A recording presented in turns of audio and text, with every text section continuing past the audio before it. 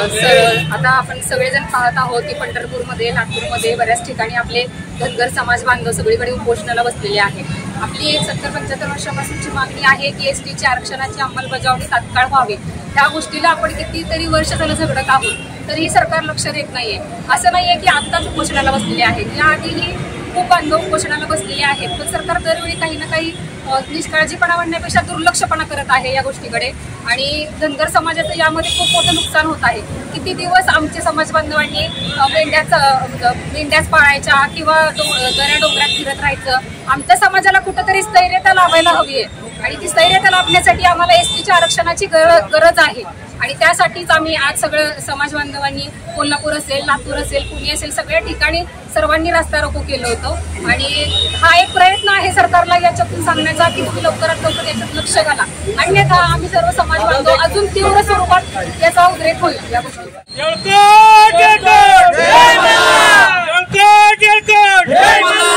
ST आरक्षण घेतल्याशिवाय ST आरक्षण आमच्या हक्काचं, एसटी आरक्षण आमच्या हक्काचं। आतापर्यंत भारत देश स्वतंत्र होऊन 70 वर्षे पूर्ण झाली तरी पण आपल्या समाजाकडे राज्यकर्ते, या राज्यकर्त्यांना आमच्या धनगर समाजाची एक भीती वाटते, कारण आमचा विखरलेला समाज आहे। पण जो एकसंघ झाला तर यांची काय चिडबुड वाटणार नाही आणि म्हणून त्यांनी आमच्याकडे हेतू पुरस्कार आमच्या मागण्याकडे ते दुर्लक्ष करत आहे। आणि जर यांना आरक्षण दिलं तर तेवढ्याच परीनं काही अंशी त्यांना पण ते राजकारणातला असू दे, आमदारकीचा असू दे, खासदारकीचा असू दे, मंत्र्यांचा असू दे, हे आरक्षण त्यांना देणं कर्मप्राप्त होईल ही त्यांच्या डोळ्यामध्ये धनगर समाज नेहमीच कुपत आलेला आहे असं मला वाटतं। मागणी म्हणजे आम्ही जे काय आमचा हक्कानं डॉक्टर बाबासाहेब आंबेडकरांनी जे संविधानामध्ये जे आम्हाला आरक्षण दिलेलं आहे ते आरक्षण आम्हाला या शासनानं दिलं पाहिजे। आतापर्यंत अनेक वर्ष या काळजीवाहू सरकारनं आमच्या हातावर तुरी द्यायचंच काम केलेलं आहे। त्यामुळं आता पंढरपूरमध्ये असो किंवा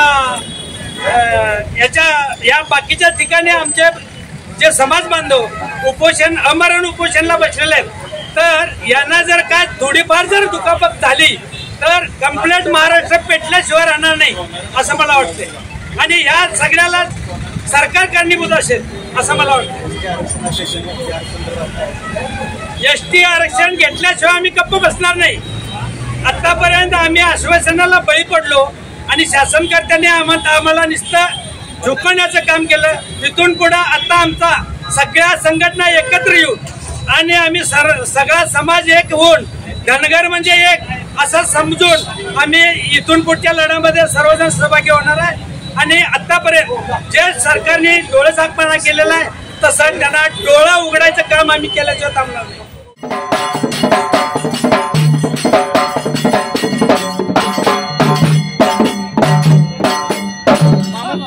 तोंड इकडे करा।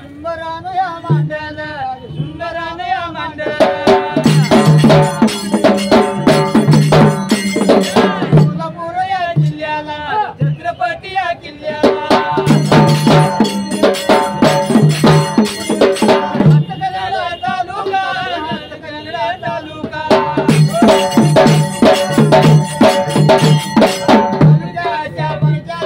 तालुक्याच्या